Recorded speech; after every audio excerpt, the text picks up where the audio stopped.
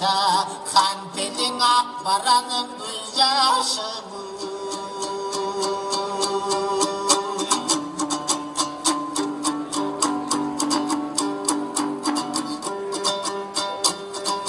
돌고는 가나 긋거든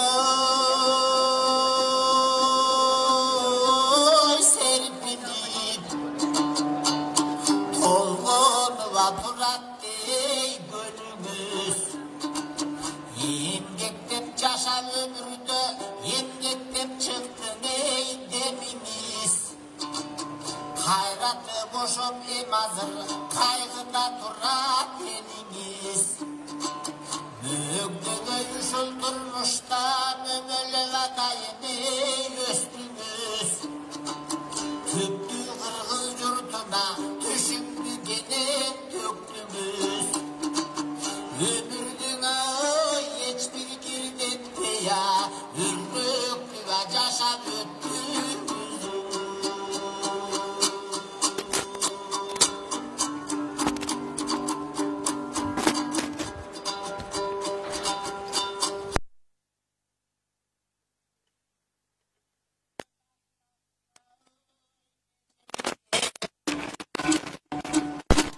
madaniyat kazanırıp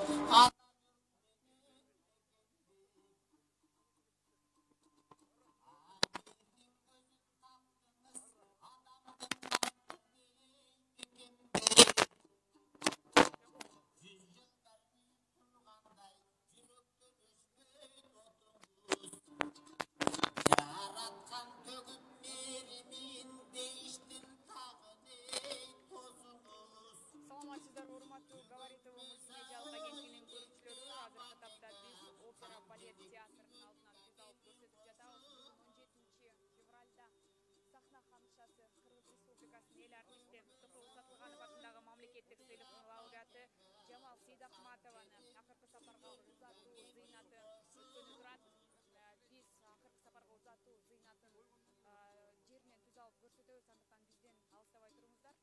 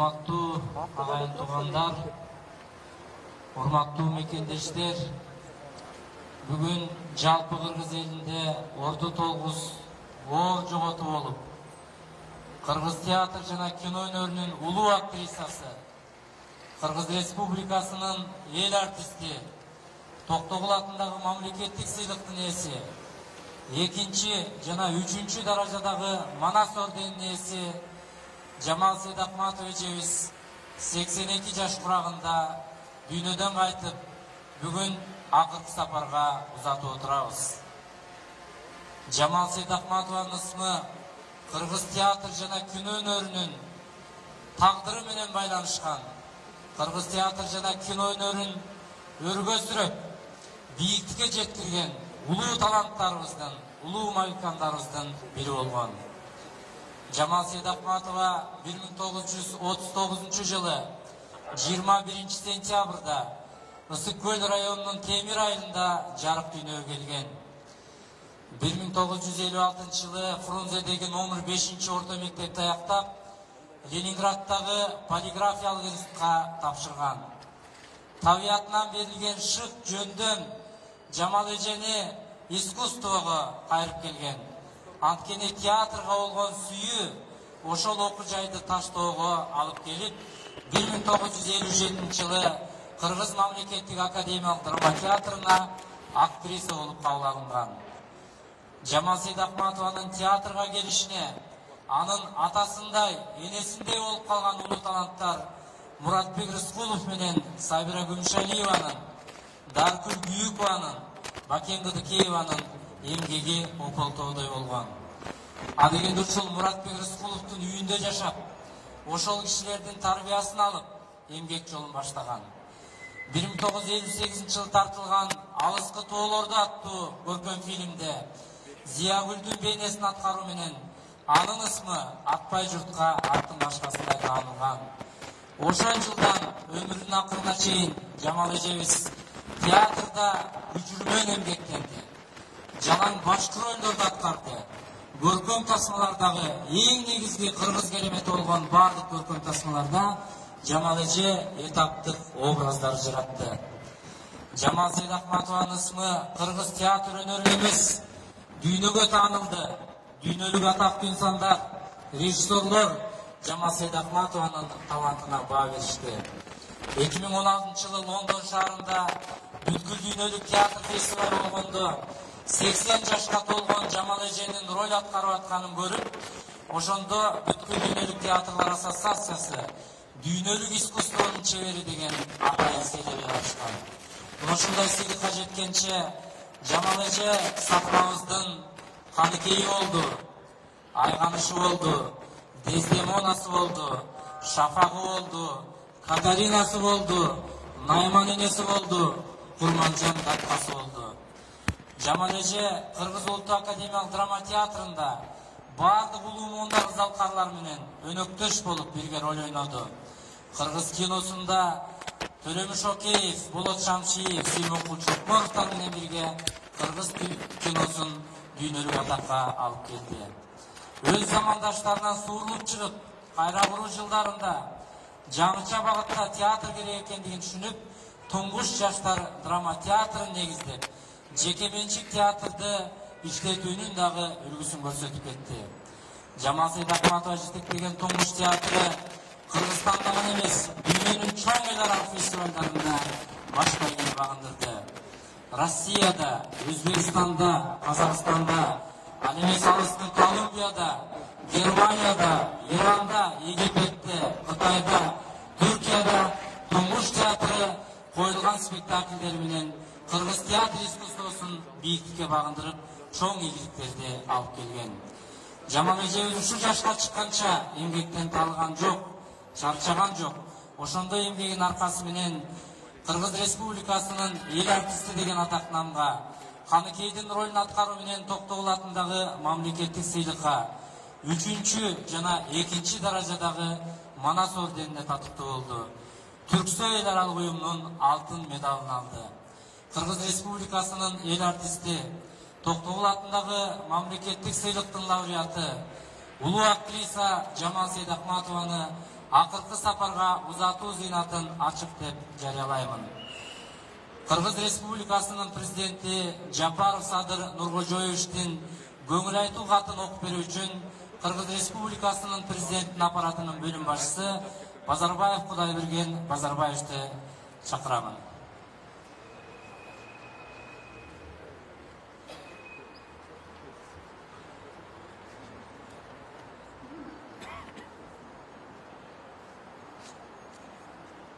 Урматтуу агайын туугандар, кадырман мекендештер. Кыргыз Республикасынын президенти Садыр Нуркожоевич Жапаровдун Жамал Сыдыкматованы акыркы сапарга узатуу зыйнат сөзүн окуп коюуга уруксат этиңиздер.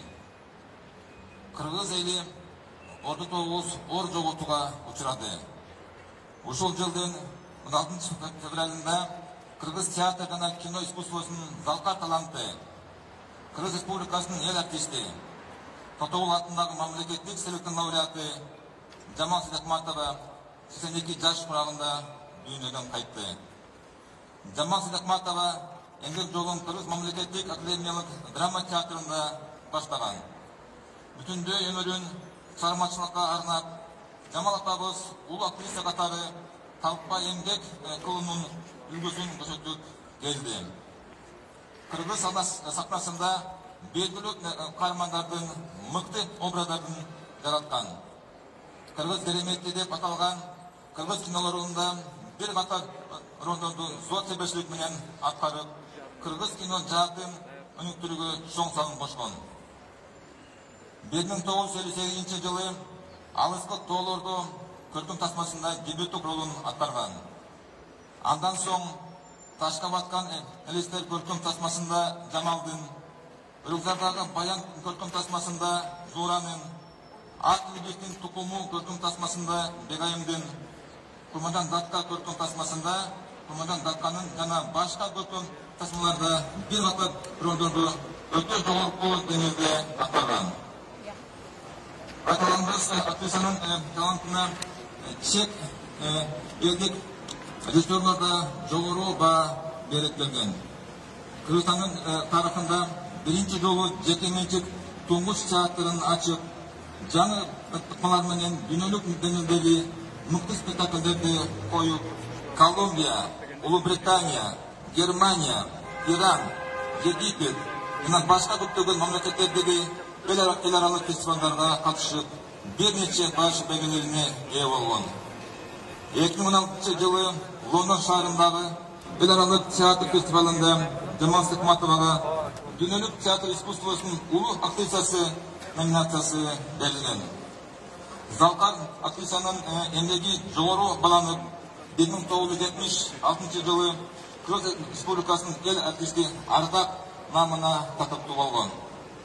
1986 жылы Далим Садыковдун Манастын улуу Семеттей драмасында Каныктердин образын эң мыкты жараткандыгы үчүн Татоол атындагы мамлекеттик сыйлык ыйгарылган. 2003 жылы 3 даражадагы Манас ордени, 2019 жылы 2 даражадагы Манас ордени менен сыйланган. Сахна жана кино жылдызы Жамал Сыдыкматованын жатын элеси төрүккө себизде саталат. Анын юбилейсине жана туугандарына көңүл айтып, аза кайгысын тең бөлүшөбүз. Кыргыз Республикасынын президенти Садыр Нуркожоевич Жапаров.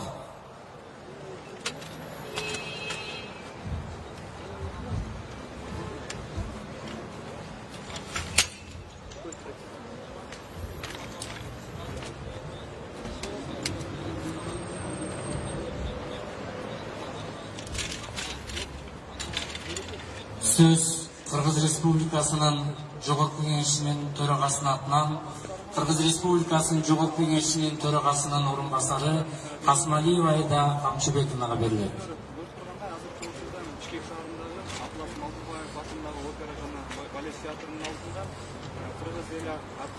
Урматтуу мекендештер, улуу талант кыргыз эл артисти Жамал Сыдыкматованын дүйнөдөн өткөндүгү тууралуу кабарды терең кайгыруу менен кабыл алдык. Бүтүнсүздөн келген оор жоготуудан улам кабыргабыз кайышып турат. Кыргыз Республикасынын Жогорку Кеңешинин депутаттарынын жана жеке өзүмдүн атымдан жалпы кыргыз элине асыл инсаныбыздын үйгүлөсүнө, тууган тушкандарына жана шакирттерине көңүл айтып, азап кайгысын тең бөлүшөбүз. Раматылык Жамал апабыздын чыгармачылык өмүр жолуна көз салсак, ал алгач Ленинград полиграфиялык институтунан полиграфист адистигине ээ болгонуна карабастан, өз жолун театр өнөрүнөн тапкан. Бүткүл өмүрүн сахнада өткөрүп, тагдыр жазмышынын буйругунан кесибинин өтөөсүнө татыктуу чыга алды десек, жаңылышпайбыз. Жамал апабыз айтылуу кыргыз кереметин жаратуучулардын топ башындагы асыл таланттарыбыздын бири болчу. 60 жылдан ашуун чыгармачылык өмүрүндө улуттук театр жана кинематография тармагында эстен кеткис жүздөгөн каармандардын образын жаратты. Алса кыргыз сахнасында Шекспирдин Азоого чалмасында Катеринанын, Отеллосунда Дездемонанын, Айтматовдун Кылымгарытар бир күнүндө Найман эненин, Абдыкадыровдун Олжубай менен Кишимжанында Кишимжандын, Мамитакуновдун Аманхаямдын махабатында Элпинин, Байжиевдин Төрт адамында Назинин, Кыз күйөөсүндө Гүлсүндүн, Жакиевдин Күттүргөн жазда келеринде Зейнептин, Каримдин Ай тутулган күндөсүндө Шапактын, Гогольдун Үйлөнүүсүндө Агафья Тихоновнанын, Садыбакасовдун Ак бозатында Эркайымдын ролдорун мыкты деңгээлинде аткаргандыгы менен сахна жылдызына айлана алган. Андан сырткары көптөгөн фильмдерде дагы роль жараткан. Ошондой эле эгемендикти алган алгачкы жылдары биринчилерден болуп, көз карандысыз туңгуч театрын өстүрүп, анын алкагында көп жылдардан бери көңүлүндө өйүп келе жаткан чыгармачылык ойлорун ийгиликтүү ашырып келди. Жамал апабыз дагы жашап, чыгармачылык жолун дагы уланта берсек болор эле. Бирок жараткандын жазмышы ушундай экен, арабыздан өтүүсүз кете берди. Урматтуу агайын туугандар, Жамал апабыз кандай мезгил, кандай шартта иштебесин, өзүн көп кыртуу талант, улуу устат, мыкты артист, иш бирги жаран, жөн бирги адам катары аброй тапкан. Замандаштары, шакирттери жана жалпы кыргыз эли анын өз мамлекетине өтөгөн эмгегин ар дайым эстеп, маркумдун жаркын элесин жүрөк түкүрүндө бекем сактай тургандыгына терең ишенебиз. Кошуңуз Жамал апа, кош болуңуз, жаткан жериңиз жайлуу, топурагыңыз торкоо болсун. Сөз Кыргыз Республикасынын өкмөтүнүн атынан Кыргыз Республикасынын вице-премьер-министри Карымшаков Улукбек Тойшевичке берилет.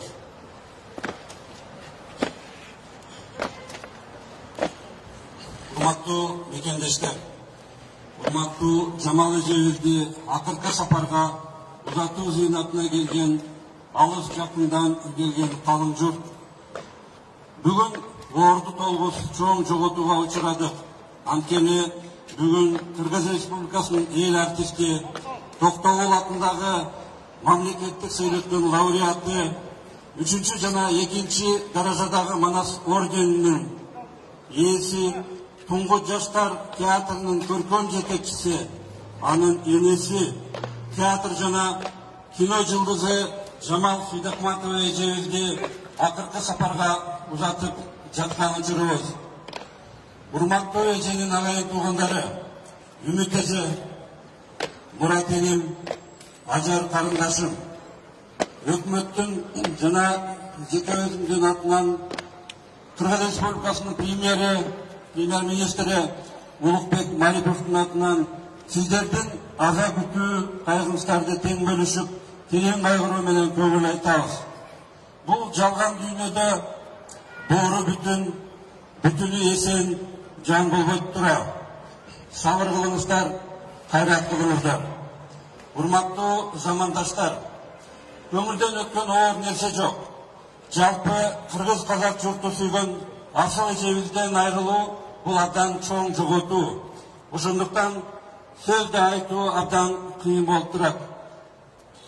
Жамал Сейдакматова эжебиз театр жана кино өнөрүнүн ажарын ачып, чыгармачылык руханий бийик дөөлөт алып келген кыргыз искусствосунун корифейлеринен. Жамал Сейдакматова эжебиз кыргыз театрында жана киносунда эң мыкты ролдорду жараткан улуу талант.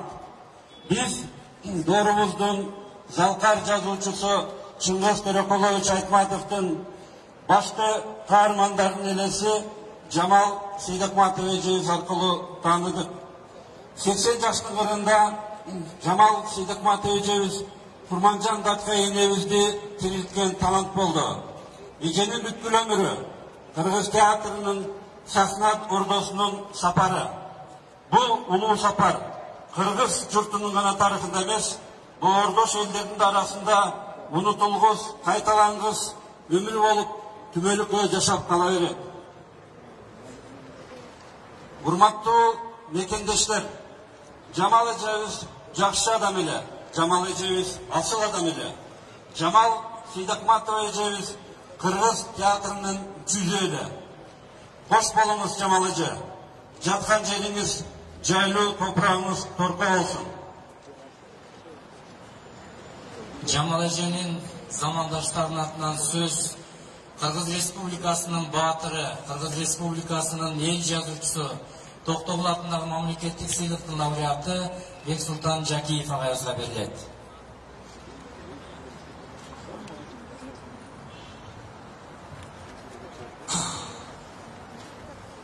Урматтуу агайын туугандар, Жамал чыгармачылыкка мен университетти бүтө элек кезде келди. Мен Жамалдан 3 жаш улуу элем. Ошондо киного тартылат деген кабары болду. Анан биз агызды көрө элекпиз. Кандай бактылуубуз киного тартылган, кандай таланттуубуз деп көргүбүз келет. Анан ошондон бери Жамал театрда, кинодо, мына 82-ге чыкканса да 80-ге чыккандай болбой жаш бойдон келди. Анын талантына, анын кинодогу, театрдагы аткарган ролдоруна биз суктандык, кубандык, сүйүндүк. Жамал бир тобубуздун жазган пьесаларыбыздагы биздин жазган ролдорду аткарды. Дүнөлүк классиканы аткарды. Болот Шалтаев экөө Шекспирдин Азова чалма деген комедиясында укмуш спектакль кийишкен. Бул спектакль болот аман соо турса, сыркоолоп калбаса, түбөлүктүү спектакль болду. Андан кийин Жамалдын биз Шекспирдин мына жана айтылып өттү, Дездемонасын ойнойт. Башкаларды, Чекемди, советтик драматургдарды, кыргыз драматургдарды, орус драматургдарды ойногон спектакльдер калган сыяктуу. Жамал өзүнүн жашоосунда демилгелүү, абдан тынчы жок, жакшы мааниде изденген мыкты актриса болчу. Бул ошо изденгенинин үзүлүн көрүп туңгуч театрын түздү. Жамалдай актриса бактылуу жашады. Бул мыкты таланттардын доорунда кыргыз драмасы, кыргыз театры, кыргыз киносу дүркүрөп өскөн доорду жашады. Ошол доордо, ошол дүркүрөп өсүшүнө Жамал салымын чоң кошту. Ошон үчүн Жамалдын өмүрү, жашоосу бактылуу болду. Бирок Жамал арабыздан кетти. Эми аны көрбөйбүз. Бирок аткарган ролдору эсибизде калат.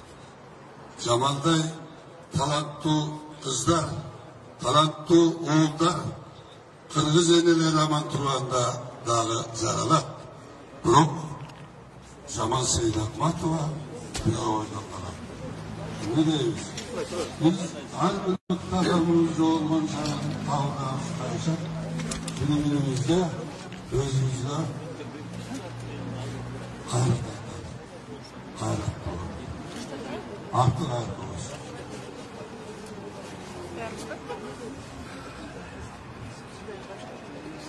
Жамал Сыйжакматованын үйлөнүп айткандыгына жалпы биздин чет сахна ханышасы республикасы эл артисти Жамал эжен акыркы сапар кылса көзүн айтып жатат. Замандашы катары сахналашы катары Түрк кеңешинин башкы катчысынын орун басары Кыргыз Республикасынын эки жашты Раев Султан Акимовичке беребиз. Коштошуу эң жаман нерсе экен. Өзгөчө баягы жакын адамыңыз, замандашты өзүңөр айткандай. Леже жаш кезибизден бери чогуу иштешип калдык, театрда да, кинода дагы. Баягы жакшы сөз бар, акындын өзү өлсө да сөз өлбөйт дегендей.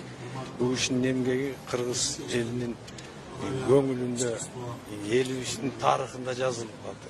Деген баарыңар билесиңер. Күнүгө берип атат телевизордон, кинолорунда дагы, спектакльдеринде дагы эстеп атабыз. Жооту кыйын экен, айра жок. Эми нетинде билбейт экенсиз. Жаткан жери жайлы, топурагы торко болсун, биздин дайыма эсибизде болот. Жамал эже бул ушул сөздө анын бүткүл өмүрү, бүткүл тапкыры, бүткүл арманы, бүткүл кубанычы адамдан өзгө трагедия менен триумфу, адамдан өзгө жашоосу, өмүрү, тагдыры ушул сөздө байланышкан. Жамал эже биздин кыргыз театрынын Эл артисти сахна ханышасы Жамал эжен акыркы сапар кылса көзүн айтып жатат. Кыскача Жамал эже менен чогуу иштеп, чогуу роль ойнобосом дагы бир тууган иниси Бекил Сейдахматова Рамазан. Ошол бир топто чогуу иштедик да. Анан ошол анда-санда барып үйүнө аябай биздин ойногон нерселерибизди айтып, сыны аябай туура болчу. Анан ошол ушундай болуп жүргүлө күндө талыкпай иштегиле. Бул маданиятта жалкоолук деген жарашпайт. Күндө жаңыланып тургула деп айтып жүрөм. Анан акыркы өмүрүнө чейин сахнадан кеткен жок. Бүт өмүрүн сахнага арнады. Алтын киселем, жаткан жери жайлуу, топурагы торко болсун. Ал театрда роль ойногон жок. Ал театрда жашады.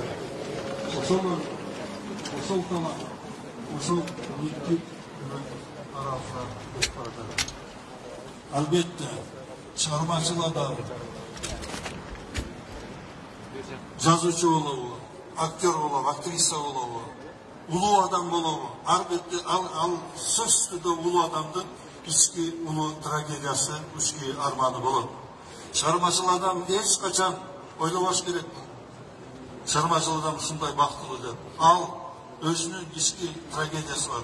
Ошол нерсе менен жашайт, ошол арман менен жашайт, ошол дүйнөсүн бизге берди. Жамал эже да ошондой болду, жашоосу дагы. Бирок мен айтканым Жамал эженин өзгөчө бир дүйнөсү, өзгөчө бир көз карашы, өзгөчө бир тагдыры бар. Мен эже менен бөлүшмөштүм. Көп чармаларым. 89-жылы мен Туңгуш театрына келип кошулдум.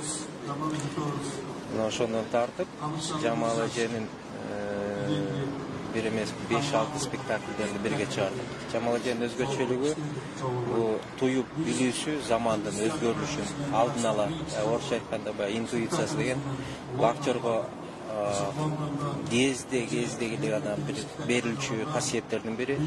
Жамал эже ушул касиетке толугу менен ээле да.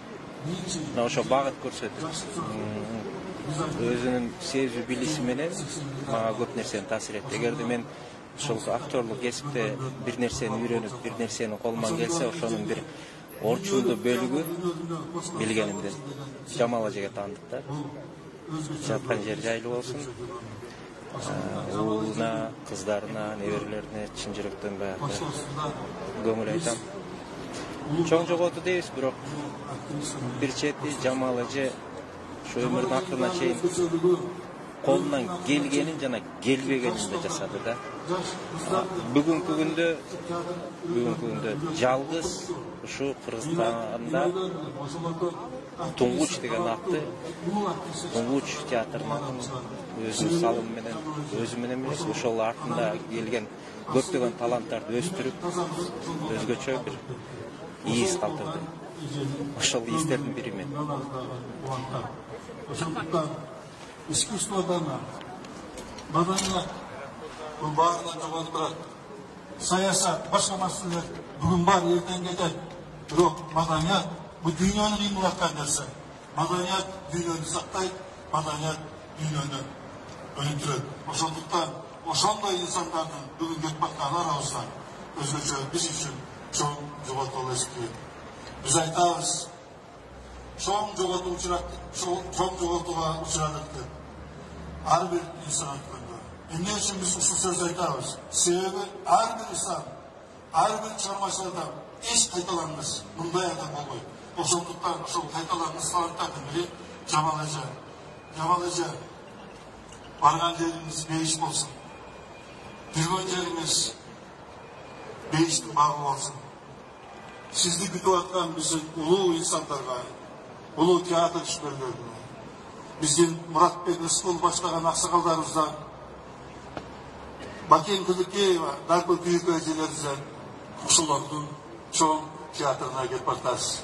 Сиз ошол жашоодо, ошол өмүрдө дагы чыгармачылыкка арнайсыз. Себеби сиз чыгармачылыксыз жашай албайсыз, театрсыз жашай албайсыз. Сиздин өмүрүңүз театр, сиздин тарыхыңыз театр, сиздин эстегиңиз театр. Кош болуңуз эже. Жаткан жериңиз жайлуу болсун. Чоң. Султан Акимович атайын бүгүн эртең менен Түркиядан учуп келди. Сизге ыраазычылык билдиребиз. Жамал эжебиздин ишмердүүлүгү бир канаты театр болсо, бир канаты кино болгон. Дал ошол кино ишмерлеринин атынан сөз Токтогул атындагы мамлекеттик сыйлыктын лауреаты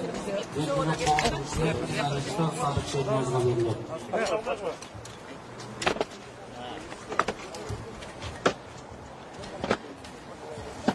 Тегенберди ага мектебинин кыргыз маданияты жоготууга учурады. Жамал эжеге эми Жамал эженин мен бир гана сөзүн айта алам. Бул балдар өзүңөргө калп айтсаңар болот. Айылына чөрөгө калп айтсаңар болот. Театрга, сахнаңарга калп айтпагыла деген жүрөгү сакталып калды. Мына ошонун негизинде мен ушунчалык менин бүгүнкү деңгээлге жеткениме ошол эженин эмгеги деп ойлойм. Алган сыйлыктарым, койгон чоң оюн тамашаларым ошон бүт барышы Жамал эженин аркасында да. Себеби Жамал эже мага эркин ой жүгүртүүгө шарт түзүп берди да. Мага деле эмес, Муратка, Асылбекке. Эгерде Жамал эжени ошол куттуу театрдан ээрчип кетпегенде балким бүгүн катардагы актер болуп калсам берер эле. Бирок мына ошол Жамал эженин артында ошол кино сценарий жаздык, кинолорду тарттык, телевидениеден эмне деген күлкүлүү передачалар жасадык. Мына ошол мен бүгүн аябай ошол жүрөгүм ооруп турат. Ишенбей да турам. Себеби кечке чейин ошол эже жөнүндө передачаларды көрүп, эже жөнүндө эскертүүлөрдү угуп отуруп, бул тарых болуп калган турбайбы? Анан эженин жаркын элеси кылган эмгеги мен үчүн, мен азыр искусство университетинде сабак берем да. Ошол эженин аты, мен акыркы студентим бул жарык дүниеден көрсөтүш боюнча эженин аты сакталып кала берет деп айтам. Өзүнүн келечеги үчүн, өзүнүн баласын курмандыкка чалса, Жамал эже өзүнүн келечеги үчүн, өзүнүн уул кыздарынын жакшы, бактылуу өсүшү үчүн, өзүнүн маданияты үчүн, өзүнүн өмүрүн, өзүнүн денсаулыгын. Жамал эженин да колунан келмек мүмкүн. Жамал эже сымбат десе сымбат, акыл десе акыл, талант десе таланты бар киши. Бирок ал көр дүйнөнүн артынан көмөлөнүп азгырылбады. Ал кызыл гүлдөр дүйнөнүн артынан азгырылбай, кызматын кыргыз элине арнады. Ал байлык азгырылган жок, ал кыргызга бакыт арнады. Мына ошон үчүн Жамал эженин жолу бийик, жолу улук. Жамал эже артынан канчалаган шакирттерин даярдады. Мына ушул жерде дагы Жамал эженин жүздөгөн шакирттери турасыңар. Мен дагы Жамал эжени өзүмдүн устаты деп эсептейм. Мен да ошол Жамал эженин шакиртимин. Мына ошол шәкірттерime айтар элем. Сіздердің алдыңарда әлі қиын жол бар. Қиын жолды басасыңар. Қиналасыңар. Маданияттың жолы бүгінгі күнде қиын болып тұрады. Таштақ болып тұрады. Мына ошол қиналып, ушул маданияттан кечип кетейин дегенде Жамал эжени эстегиле. Жамал эженин жолун эстегиле. Жамал эже силерге үлгү болсун. Эгерде кыйындуу бирөө эмгекчилик силерди үстүңөрдөн караса, Жамал эжени эстегиле. Жамал эженин эмгеги силерге үлгү болуп кетсин. Жамал эженин кайраты силерге үлгү болуп кетсин. Эгерде бийлиги чоң бирөө силерди башкарайын десе, силерди үстүңөрдөн караса, Жамал эжени эстегиле. Жамал эженин башка жолу силерге дайыма маяк болуп жанып турсун. Мына бул жерде асер карындашым отурасыңар, ыйлап карындаштар. Ыйлабаңла, силер жалгыз эмессиңер. Жамал эженин артынан жүздөгөн уул кыздары калды. Ошол жүздөгөн уул кыздары али жүздөгөн шакирттерин өстүрөт. Ошол шакирттери жакынкы 100 жылдык болобу, 1000 жылдык болобу, ар бир ролунда, ар бир интонациясында, ар бир кыймыл аракетинде Жамал эженин сабагы, Жамал эженин таасири кайталанып турат. Демек, Жамал эжеде Жамал эжеде адамдар өлбөйт. Алар түбөлүк жасайт. Ушул ортага чөңкөрдөн чыккан мейли Сүндөөсү болобу, мейли Омар Хаям болобу, мейли Муштук Токтогул болобу, мейли Махмат Кашкар болобу, ким болбосун өрнөгү калгандай Жамал эженин дагы өрнөгү 1000 жылдан калат. Не дейбиз, бүгүн кайгырып турабыз. Адамдан болбос кайтарыш, айылыңа көңүл айтабыз деп Ысмайыл айткандай, баарыбыз бири-бирибизге көңүл айтып турган убагыбыз. Ең акыркы айтарыбыз кош бол Жамал эже дейбиз, баарыбыз. Жаткан жери жайлуу, топурагы торкобуз. Сөз Жамал эженин жерлештеринин атынан Кыргыз Республикасынын өкмөтүнүн Ысык Көл областындагы өкүлү Жантаев Элчибек Мырзалиевичке берилет. Урматтуу агайын туугандар, сымбасты уста жаратпайт, өлбөсүнү Кудай жаратпайт дейт экен. Бүгүн биз өтө бир кайгылуу убакта чогулуп отурабыз. Кыргыз эли бүгүн залкар, таланттуу адамыбыздан айрылып отурабыз. Эжебиздин сахнага болгон, спектаклга болгон, киноодо болгон дегиде ушул маданиятта орду эң бир чоң эле. Чоң десем аздык кылат. Өтө эбегейс чоң эле. Касиеттүү көл Кыргыз элине көптөгөн таланттуу уул кыздарды берген. Ошонун сак башында мына биздин Жамал эжебиз турат эле. Урматтуу агайын туугандар, эмне дейбиз? Өзгө жалган өлүм ак дейт экен. Жакындарына, балдарына, айылдаштарына терең кайгыруу менен көңүл айтабыз. Жамал эжебиздин жаркын элеси жүрөгүбүздө өтө сакталып калмакчы. Кош болуңуз Жамал эже, жаткан жериңиз жайлуу болсун. Кош болуңуз. Жамал эженин акыркы ишмердүүлүгү өстүктөгөн Туңгуш театрында абдан күрдөлүү уланган, да ушул Жамал эжебиздин уулундай көргөн шакирттердин атынан сөз Кыргыз Республикасынын эмгек сиңирген артист Асылбек Өзбековго берилет. Кыргыз театры, Кыргыз киносу, Кыргыз маданияты, Кыргыз эли дагы залкарынан ажырап турабыз. Жамал эже бүтүндөй өмүрүн театр дүйнөсүнө арнады. Керемет образды жаратып, кинодо, театрда ушунчалык бардык ийгиликтерге жетишип келатып, катарында келаткан ушул кийинки муундагы бизге окшогон артисттерди дагы кошо сүрмөлөп, талим тарбиясын берип, ушул чоң сахнага аттанууга бир өзгөчө көмөк көрсөтүп келди. Мунун баары мына убаташтар ушул Кыргыз улуттук драма театрында 1989 жылы ишке тойбой турган убагында, бүт барда ушунчалык жетишип турган убагында да ошол жерде бир өзүнчө бир артисттерди топтоп бизге окшогон, баарыбыздын башыбызды бириктирип, пикирлештердин башын бириктирип туруп Туңгуш деген театрды топтоп, ошол жерден укмуш керемет иштерди баштады эле. Биз ошол Жамал эжеге ишенип, Жамал эжени туу тутуп бир чоң ишке аттанган болчубуз. Жамал эже өзү айткандай, балдарым, көрөсүңөр, көп ийгиликтерге жетебиз, чыдагыла, кыйынчылыктар болот, баарын көтөрө билгиле. Турмуш моңдай, иш болмай деп отырып, бирок ошол айткан өтөсүнө жетти. Толкуйсуңар, бийликке чыгасыңар деген сөзүнүн өтөсүнө жетти. Мунун баары факт. Бир убакта машинаны түрүн билесиңер, үй жайлуу болосуңар, бүт бар орунда болот. Ишенгилер мага деп мына бизди сүрөгөн болчу. Ошонун баары Жамал эже айткан сөздүн өтөсүнө чыкты. Дүйнө жүзүн кыдырды. Эмнеге фестиваль эмнеге кеңип орталыкты. Жамал эже 80-ге чыкканга чейин ишти токтоткон жок.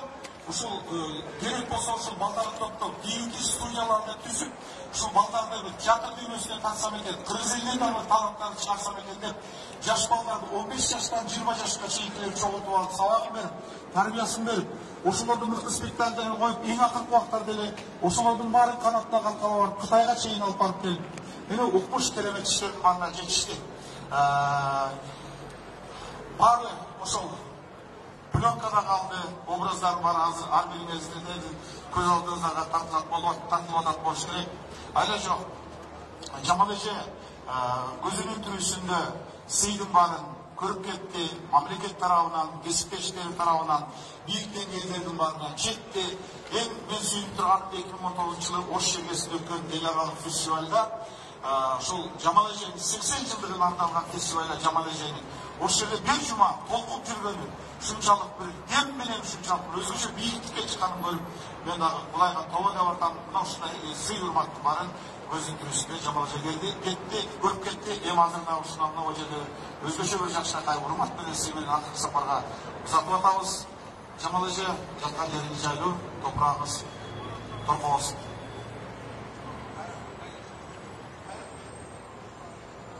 Söz bir tuğanların atынан Törен Sıdıkбековго берилет.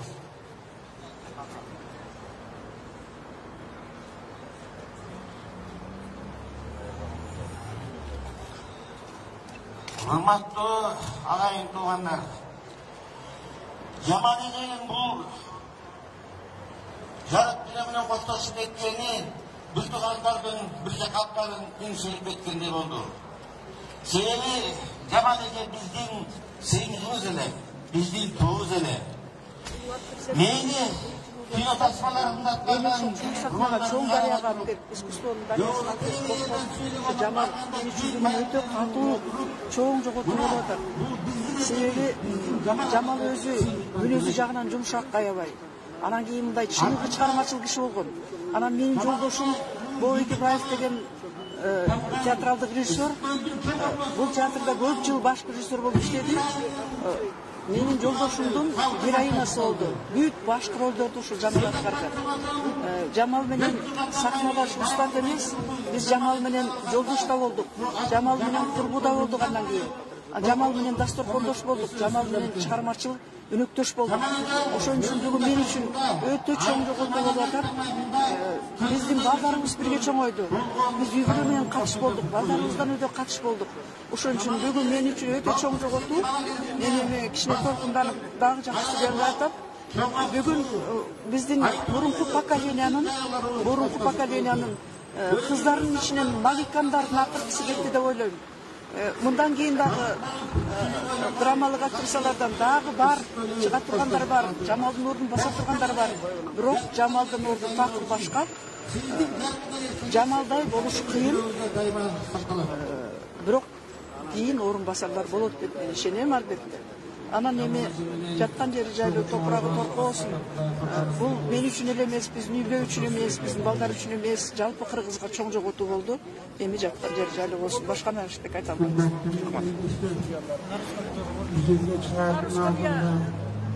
Көп жолу мени мындай болду, акыл айтып атышып, уже карып бүтүп калдым азыр.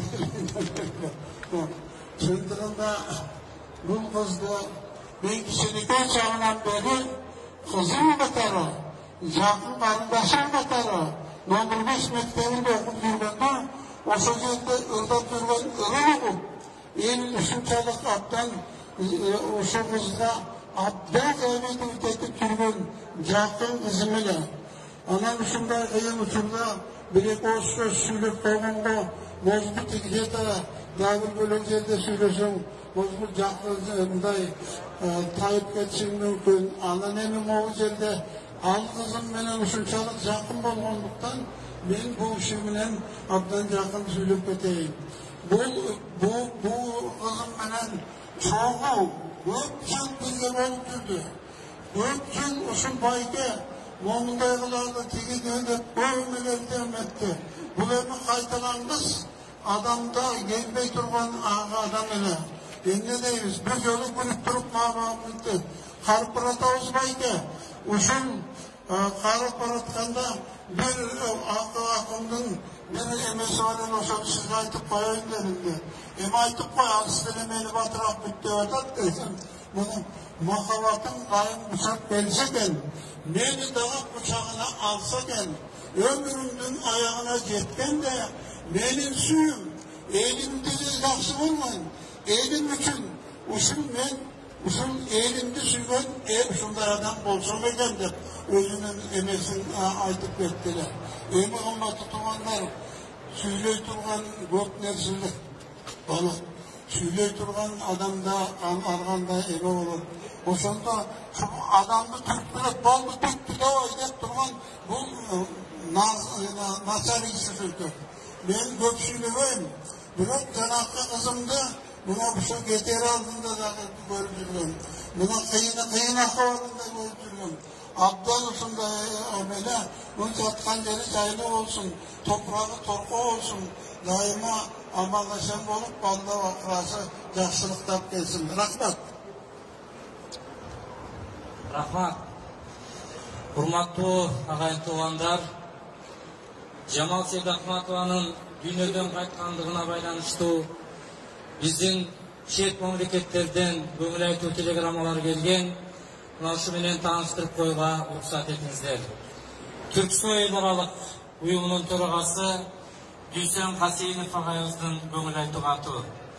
Жеке өзүм жалпы Түрксой жамааты жаркын талант ээси Кыргыздын улуттук сыймыгы Кыргыз Республикасынын эл артисти Жамал Сейдахматованын дүйнөдөн өткөндүгүнө байланыштуу кабарды кабыргабыз кайышуу менен кабыл алдык. Жамал Сейдахматованын дүйнөдөн өтүшү бир эле Кыргызстандын эмес, жалпы түрк дүйнөсүнүн чоң жоготуусу. Жамал Сейдахматова заманына жарашкан улуу талант эле. Анын жаркын элеси жалпы түрк дүйнөсүнүн маданият ишмерлеринин эсинде түбөлүккө сакталат.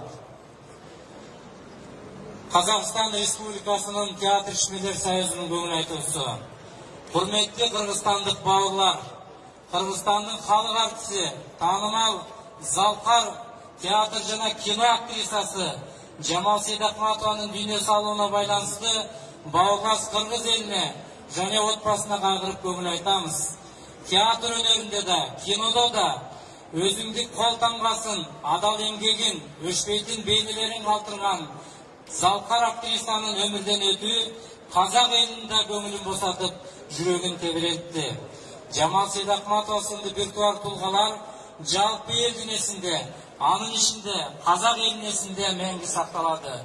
Казакстан театрлар ассоциациясынын президенти, СССРдин эл артисти, Казакстан Республикасынын баатыры Асаналы Ашимов. Россия Федерациясынын театр ишмерлер союзунун көңүл айтуусу. Не стало народной артисткой Кыргызской Республики Жамал Сейдахматовой.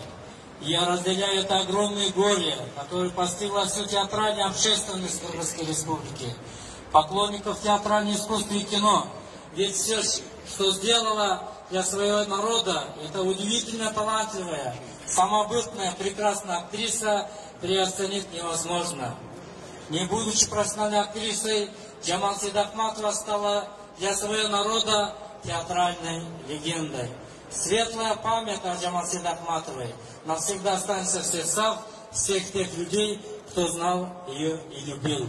Александр Калякин, народный артист России, председатель Союза театральных деятелей Российской Федерации.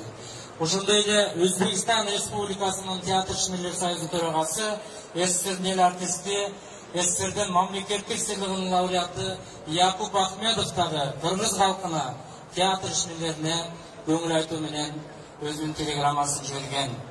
Жамал Сейдахматова биздин сахнабыздын каныкейли. Ал ар бир кыргызга өзүнүн каныкейдин Семетейге кыргыз эли жөнүндө айткан сөзү кылымдар бою биздин кулагыбызда угулуп турат. kulunun ulu al. Senin yerin Kırgız'da.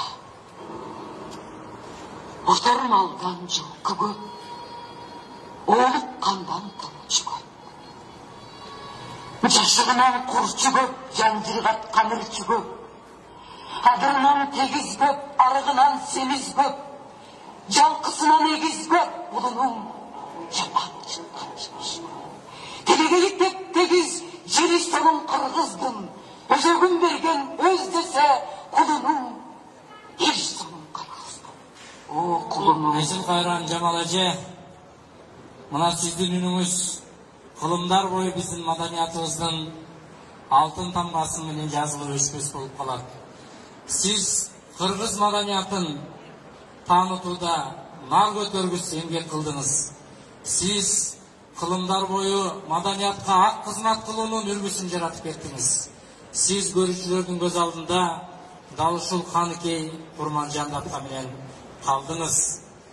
Сіз елге жақтыңыз, эми жерге жағыңыз. Жатқан жеріңіз жайлуу, топырағыңыз тоқы болсын. Жамал Сейдахмат эжебиздин сөөгү, өзүнүн замандаштары, ата-энеси болуп калган Муратбек Рыскулов, Сабира Гүмүшалиеванын, Даргүл Гүйүкованын, Бакен Кыдыкееванын, Советбек Жумадыловдун, Сатыбалды Далбаевдин, Гүлшара Дулатованын түбөлүк жай тапкан жеринен аларча көрүстөнүнөн түбөлүк орун алып отурат. Топураңыз торко болсун эже. Жамал эжебизге Куран окуп келген ар бир инсандарга биз терең ыраазычылык билдиребиз. Мырзалар эжебизге барып топурак салып, эжекелер атайын автоунаа менен Пишпек ресторанына барып Куран окуп кетиңиздер. Ушуну менен Кыргыз Республикасынын эл артисти Токтогул атындагы мамлекеттик сыйлыктын лауреаты, 2 жана 3 даражадагы Манас орденинин ээси улуу актриса Жамал Сейдахматованы акыркы сапарга узатуу зыйнатын жабык деп жарыялаймын. Кайыр кош Кыргыз сахнасынын канкөйү.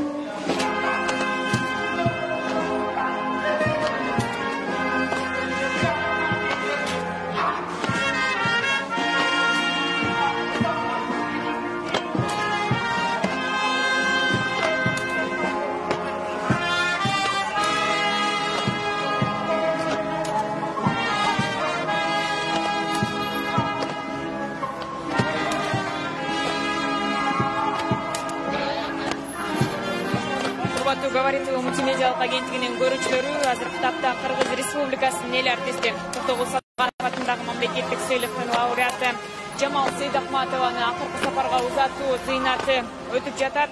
Сейдахматова узакка созулган катуу оорудан кийин 82 жаш курагында дүйнөдөн кайтты. Жамал Сейдахматова 1939 жылдын 21 сентябрында Ысык көл районунун Темир айылында жарык дүйнөгө келген. Актриса 1958 жылы тартылган Алыскы тоолордо көркөм тасмасында роль аткаруу менен кеңири таанылган. Белгилей кетсек, Сейдахматова 16 февраль күнү саат 3-тө каза болгон. Кыргыз кино жана театр өнөрүнө эбегейсиз зор салым кошкон. Буга чейин Кыргыз СССРнин эл артисти Токтогул атындагы мамлекеттик сыйлыктын лауреаты Жамал Сейдахматова 2-чи даражадагы Манас ордени менен сыйланган. Ошондой эле Сейдахматова Турунбек Садырбаев тарткан Махабат дастаны, Акбаранын көз жашы тасмасында, Уркуя тасмасында мыкты ролдорду жараткан.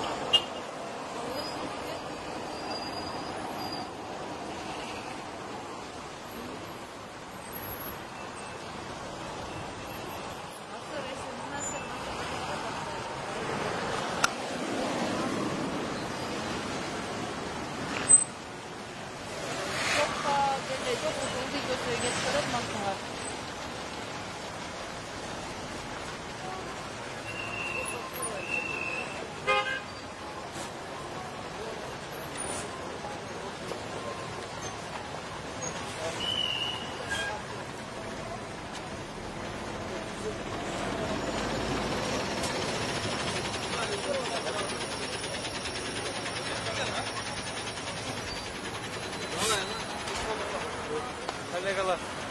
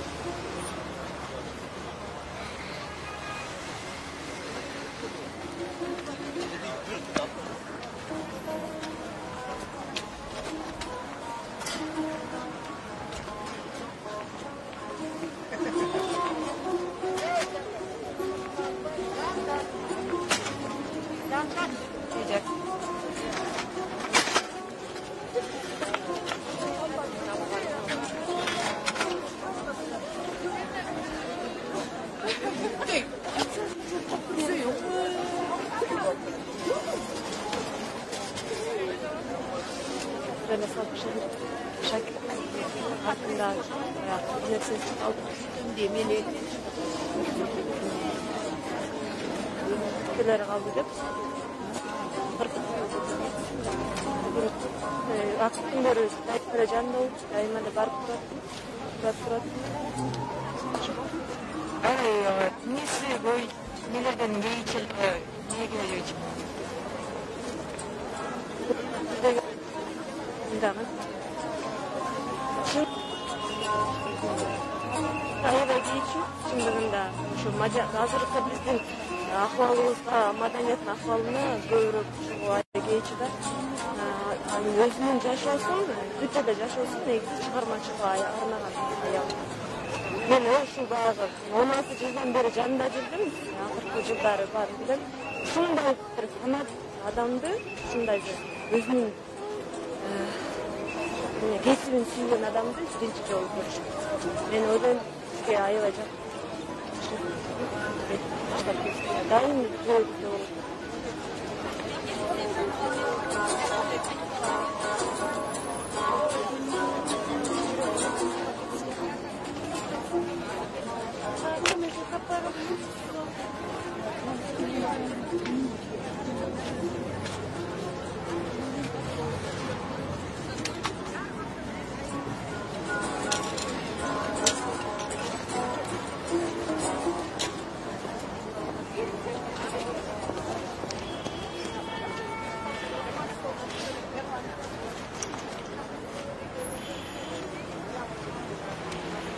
Популярнейшей совершенно. Она же была среди первых киргизских кинозвезд.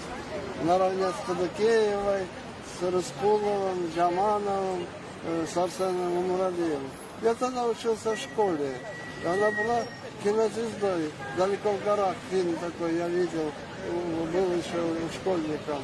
И я все думал, когда-нибудь я познакомлюсь вот с этой вот актрисой. И судьба меня свела ее, вот, понимаете, она была очень простой, несмотря на свое такое величие и славу. Она была вне всяких амбиций, вне всякого самолюбия, она не различала там, дебютант приглашает ее на съемки или на постановку, или опытный мастер. Она ко всем шла. У мастера она учила, дебютанта она учила, понимаете. И она самое главное до конца сохранила навыки своего высокого призвания. А вот какое качество все-таки вас больше удивляло? Какие-то личные качества или профессиональные? Трудолюбие. Она была трудоголик, потрясающая. Ведь она создала потрясающий театр. Очень оригинальный, неожиданный. Собрала совершенно молодых ребят в труппу. Приглашала молодых режиссеров. И они создавали такие шокирующие спектакли. И она объездила десятки стран мира. Присутствовала на десятках фестивалей. И везде она получала признание.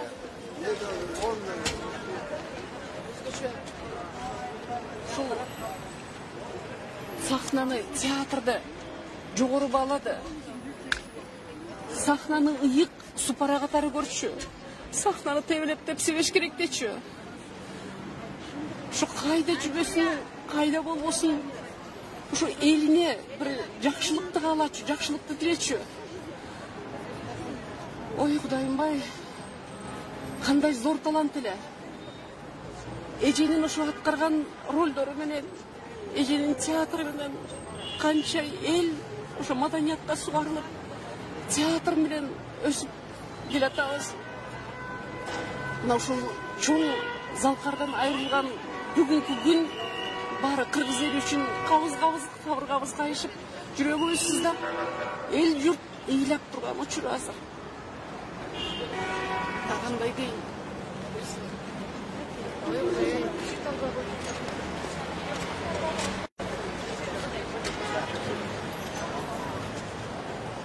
А написали же везде, что есть, да.